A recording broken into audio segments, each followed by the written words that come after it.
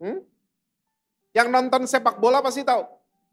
Setiap Jepang habis main, supporternya bersihin stadion. Ternyata bukan pencitraan mereka. Ternyata ini budayanya mereka.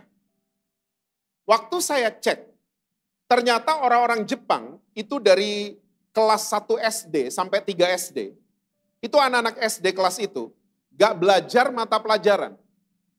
Tapi yang mereka pelajari adalah budaya dan attitude. Makanya bersih itu orang Jepang dari dalam. Beda sama Singapura. Bersih karena takut didenda. Beda. Mereka bersih dari dalam. Emang bersihan orangnya. Karena apa? Diajarin dari kecil. Nah, seharusnya orang Kristen ini kayak begini. Dan pagi hari ini harus jadi pertanyaan kita. Kita orang Kristen yang membangun kultur dari dalam, atau orang Kristen yang takut didenda? Gereja lo didenda nanti sama Yesus. Baca Alkitab, nanti didenda lo. Ya, hafalin ayat, nanti Yesus marah lo kalau nggak hafal ayat. Kita cuman ketakutan dalam deketin Tuhan Yesus, atau kita membangun kultur bahwa Yesus ada di dalam. Bangun kultur yang membuat orang syok ngelihat kita. Orang seringkali berubah, gak perlu pakai omongan kita, lewat kelakuan.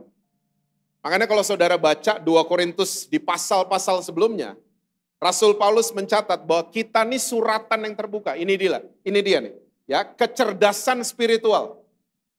Kita suratan yang terbuka, kita baca Alkitab. Tapi orang-orang bisa membaca Alkitab lewat kelakuan kita. Bahkan mereka syok, bini lo udah selingkuh, lo ampunin. Yes. Laki lo selingkuh, lo ampunin. Yes. Itu ada yang mau sama lo, ganteng. Enggak. Saya memutuskan mengampuni. Orang syok lihat kita.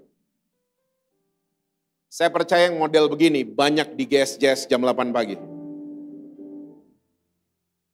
Yang amin di depan doang. Yang belakang perlu ngopi sama saya kayaknya.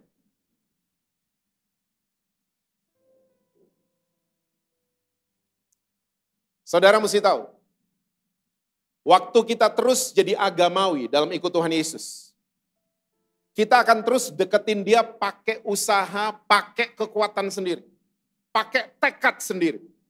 Harus deketin Tuhan, harus ke gereja, harus melayani. Semuanya pakai kekuatan sendiri. Pak, tunggu Pak. Sebelum Bapak lanjut, Yesus kan menyuruh kita untuk berusaha Pak. Yesus kan suruh Pak, di hukum yang terutama kita disuruh mengasihi dia dengan segenap kekuatan. Nah, GSJS, tolong dengar baik-baik. Yang nonton dari manapun, tolong fokus. Kita kalau baca Alkitab, kita mesti mengerti dan teliti Yesus itu lagi bicara sama siapa? Audiensnya siapa? Tidak semua yang Yesus omongin itu untuk saudara dan saya. Kecuali kita ahli Taurat dan orang Farisi atau orang Saduki. Ya, tidak semua sekali lagi yang Yesus omongin itu untuk saudara dan saya. Salah satunya hukum yang terutama itu bukan buat kita. Hukum yang terutama itu bukan buat kita. Yuk kita buktiin sama-sama Matius 22 karena mata saudara mulai sadis lihat saya. Matius 22 ayat yang ke-34 sampai dengan ayat yang ke-40. Matius 22 ayat 34 sampai 40 itu judulnya hukum yang terutama. Alkitab catat begini. Ketika orang-orang Farisi mendengar bahwa Yesus telah membuat orang-orang Saduki itu bungkam, berkumpullah mereka dan seorang dari mereka, seorang apa saudara? Ahli Taurat. Bertanya untuk ngapain saudara? Oke, dia bertanya bukan untuk memperbaiki diri. Dia bertanya untuk menjatuhkan Yesus, untuk mencobai dia. Apa pertanyaannya? Guru, hukum manakah yang terutama dalam hukum Taurat? Jawab Yesus kepadanya, kasihlah Tuhan Allahmu dengan segenap hatimu dan dengan segenap jiwamu dan dengan segenap akal budimu. Itulah hukum yang terutama dan yang pertama. Dan hukum yang kedua yang sama dengan itu ialah kasihlah sesamamu manusia seperti dirimu sendiri. Pada kedua hukum inilah tergantung seluruh hukum Taurat dan kitab para nabi. Jadi kalau baca Alkitab, diteliti Yesus lagi ngomong sama siapa? Oke? Dan hukum yang terutama, Yesus lagi ngomong sama satu orang ahli Taurat, satu orang. Dia bertanya sama Yesus bukan untuk memperbaiki diri. Dia bertanya untuk mencoba Yesus. Dijawab ini sama Yesus. Kasihlah Tuhan Allahmu dengan segenap, pakai usaha sendiri. Ya, ini semua adalah kesimpulan dari kitab para nabi dan hukum Taurat. Hukum Taurat mengajarkan kita harus pakai usaha deketin Tuhan. Sementara hari ini sudah berubah karena kelahiran Yesus, karena kedatangan Yesus untuk saudara dan saya. Nah, terus yang buat kita yang mana? Kalau hukum yang terutama bukan buat kita, yang buat kita yang mana, Pak? Yohanes 15. Ayat 7 sampai 12.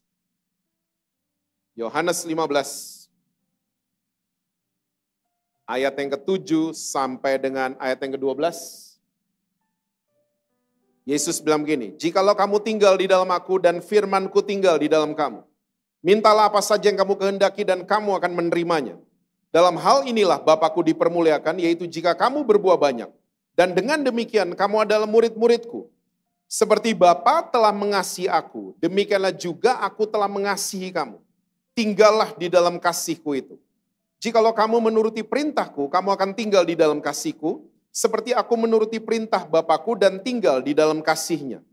Semuanya itu Kukatakan kepadamu supaya sukacitaku ada di dalam kamu, dan sukacitamu menjadi penuh." Ayat 12, ini yang buat kita semua. "Inilah perintahku, yaitu supaya kamu saling" apa saudara?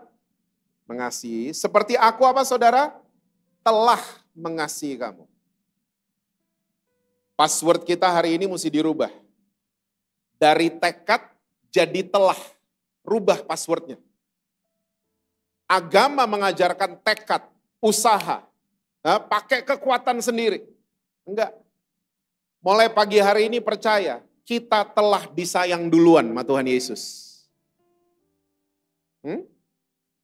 Kita bisa saling mengasihi kalau kita tahu saya udah disayang ternyata.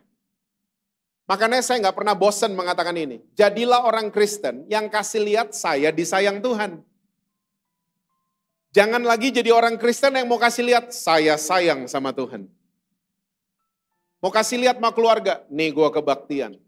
Mau kasih lihat sama adik kakak, nih gue pelayanan loh.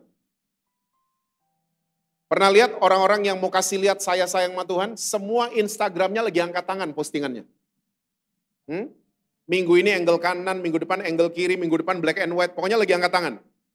Lagi pelayanan. Mau kasih lihat, saya pelayanan. Stop. Jadilah orang Kristen yang kasih lihat ke keluarga, saya disayang sama Tuhan. Saya disayang sama Tuhan, saya akan sayang sama orang tua saya. Saya di ngertiin sama Tuhan, saya akan ngertiin istri saya. Amin suami-suami. Saya diampuni sama Tuhan, saya mau ampuni suami saya. Amin istri-istri. Orang Kristen begini. Apa tadi? Kecerdasan spiritual. Kita bisa saling mengasihi kalau kita tahu saya telah disayang.